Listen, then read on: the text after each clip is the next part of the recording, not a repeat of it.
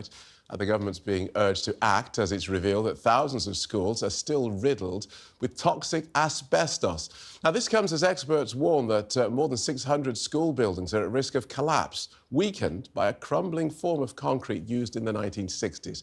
But upgrading tens of thousands of schools will not only cost billions, it could also dislodge these dangerous asbestos fibres and increase the risks for staff and pupils. So how big is this problem? Well, around 21,500 of our school buildings still contain asbestos. And this despite a ban introduced in 1999. And it is still Britain's biggest workplace killer, with an estimated death toll of more than 10,000. And that's because inhaling asbestos fibres can lead to a mesothelioma, there we are, as a type of aggressive lung cancer, which is always fatal. Now, with us is Harminder Baines, who's joint head of asbestos and industrial diseases at the law firm at Lee Day. She specialises in fighting for victims of asbestos. And Sir Stephen Timms is with us, Labour chair of the House of Commons Work and Pensions Select Committee. So welcome both. Can we start with you, Harminder? Hi. Just outline for us the size of the problem. How big a problem is asbestos in our schools? It's huge. So basically, about 90% of the schools are made of asbestos products. Asbestos is contained in the internal walls, the ceiling tiles, asbestos pipes, asbestos tiles on the floor, and even by the children walking through the corridors, and when they knock the corridor walls, the asbestos fibres can be released. I've dealt with a teacher recently who was a PE teacher in a school in Surrey. She died from asbestos mesothelioma, is how you say it. Mesothelioma. And sadly, when she was exposed when she was a young PE teacher, and I'm so worried now because the exposure was while she's in the school hall in the dining area, and I'm worried about the pupils who were still there. Right. So, Stephen, do you or the government regard this as a priority? Well, my select committee certainly does. We produced a report on this in March last year, and we called for two particular things for the government to do. One was to set a deadline, and we suggested 40 years for removing all the asbestos in workplaces around the UK. And secondly, we called for a central digital register of where all the asbestos is to help inform a plan about how we get rid of it over the period ahead. Unfortunately, the government rejected both of those recommendations, but I think there's a growing groundswell that really this does need to be grasped and addressed and not just left, which is the current policy. You see, it does sound, for what Harminder was saying, it just sounds horrific that this stuff is just sitting there and infecting people. But you talked about a 40-year deadline, which I can sort of understand because it's going to cost billions and you can't just do it overnight. But why wasn't this part of the plan back in 1999 during the Blair government when the ban was introduced in the first place? Yeah, well, the ban, that was quite a major, bold step the government took at that time. And eventually the ban was then taken up around the world and everyone agreed in the end it was the right thing to do. But the philosophy up till now, and the philosophy, I think, in the Health and Safety Executive, is that if you leave it, then it won't do any harm. But the trouble is that this stuff is deteriorating. There's growing evidence that if you just leave it, it isn't just left. It gets knocked from time to time. It deteriorates simply because it's getting very old. And so it can cause and is causing very serious harm. And I think we have to grasp it. And one of the issues here is that we are going to be doing a lot of knocking about of buildings in the next few decades in order to achieve the net zero goals the government has rightly set.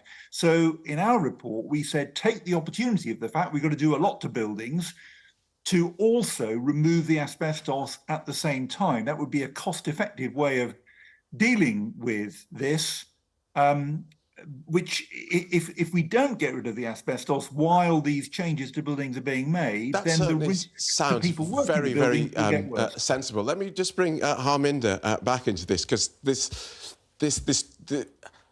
for people who just don't get how dangerous this is, and I've seen asbestos removal done, and they go in, it's a full kit, it's a whole thing. You have seen, you've represented victims of asbestos inhalation. Just talk us through the sort of impact that it can have on people. The impact it can have on people is, well, people who are diagnosed with asbestos disease and mesothelioma, inevitably they die within, average life expectancy is 2 years. And it's one of the worst, I've been told by the medics, is one of the worst cancers you can have because the suffering is so bad and the pain is just very difficult to get under control. And many years ago, when my own father died from this, because that's, you know, I've been campaigning as well as being a lawyer, I have had personal experience of it. When he died, literally patients used to suffocate to death because fluid would build up in the lung. But nowadays there's a drain, so that's gone. But now it's the pain. It's just intolerable. You know, so it needs to be got on top of. And I'm sorry, but I disagree with Sir Stephen, because and as a consequence of my personal experience, as I said, my father died 23 years ago from this, and I've now been campaigning.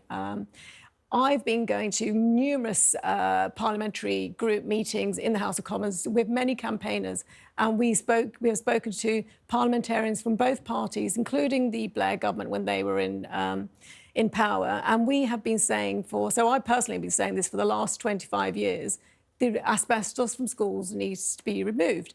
And we were told, no, it's not dangerous, just as they're saying now.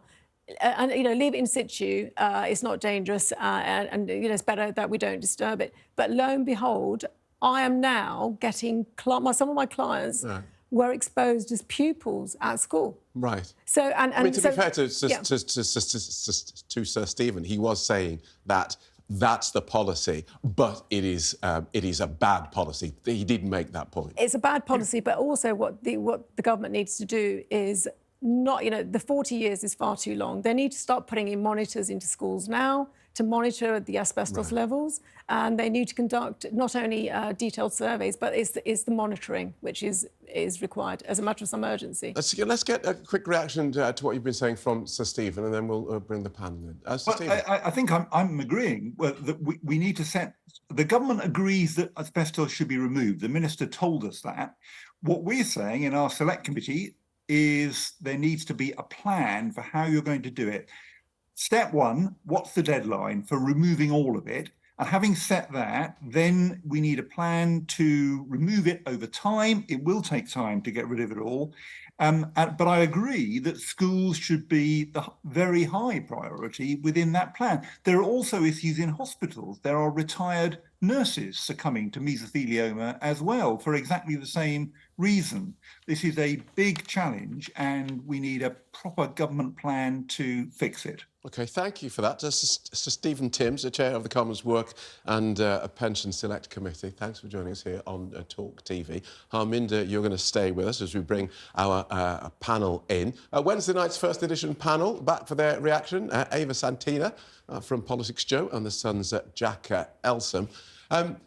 So let's start with you on this, Jack. Both of you are politics correspondents. What, beyond cost, can a government, can the reason be for a government saying this cannot be our priority? Yeah, I think there's a consensus that asbestos is incredibly dangerous and that it should be rooted out of buildings, especially school buildings, as soon as possible. Why aren't they taking on Sir Stephen's recommendations? There's a whole range of reasons. Cost is one, as you mentioned. At the moment, the government's coffers are basically being bled dry. Often the government doesn't like to put deadlines on things because it holds their feet to the fire.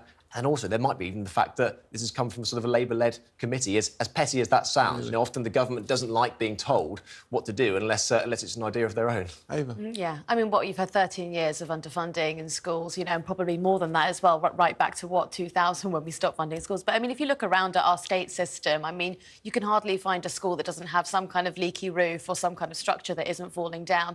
I really just think it all comes down to cost. Once you start spending money, you've got to spend an awful lot to get them up to scratch. The point that you made, Harminder, that immediately monitoring. Yes. Just sounds like sense. That just sounds like, at the very basic minimum, let's see the problem so that we can actually scale it out. Absolutely.